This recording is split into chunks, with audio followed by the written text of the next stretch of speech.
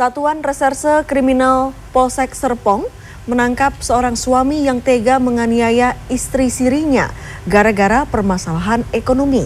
Sementara itu ada seorang juru parkir lansia di Makassar, Sulawesi Selatan yang kritis usai diparangi orang tidak dikenal. Selengkapnya kami rangkum dalam Kriminal 24 Jam.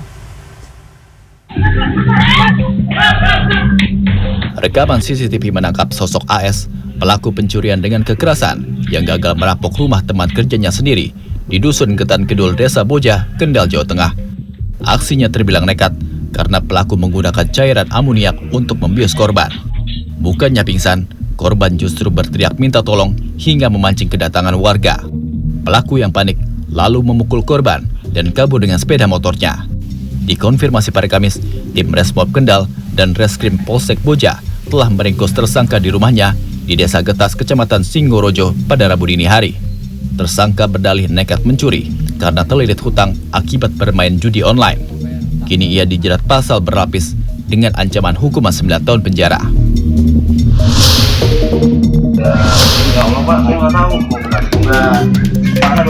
Terduga pelaku penganiayaan terhadap istri siri yang terjadi di Kelurahan Buaran, Serpong, Tangerang Selatan pada Minggu 19 Oktober akhirnya ditangkap polisi.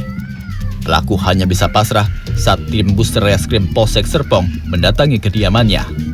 Peristiwa bermula saat pelaku dan korban sedang mengendarai sepeda motor. Di tengah jalan, korban meminta uang kepada pelaku untuk membayar cicilan kendaraan. Kesal karena dimintai uang, pelaku langsung menurunkan korban di tengah jalan. Pelaku juga mendorong korban hingga tersungkur jatuh dan membentur trotoar. Akibatnya, korban mendapatkan 13 jahitan di kepalanya. Dikonfirmasi pada Kamis, Kapolsek Serpong, Kompol Suhardono mengatakan dari pengakuan pelaku, ia tega menganiaya istri sirinya karena permasalahan ekonomi. Guna mempertanggungjawabkan perbuatannya, pelaku terancam hukuman 5 tahun penjara. Oke, kasih jalan. Seorang pria terekam CCTV mendatangi seorang juru parkir yang sedang tidur di emperan toko di Jalan Gunung Bawah Karaeng pada Kamis dini hari. Entah apa alasannya, tiba-tiba pria itu menghadiahi korban dengan sabatan parang di bagian kepala. Usai menjalankan aksinya, orang tidak dikenal itu pun pergi. Dalam kondisi setengah sadar dan luka, juru parkir berusia 55 tahun itu pun berusaha bangkit dan meminta pertolongan. Pelaku akhirnya ditangkap di Jalan Cendrawasih dan langsung digelandang ke Mapolsek Ujung Pandang. Pelaku adalah UM, seorang tunawisma.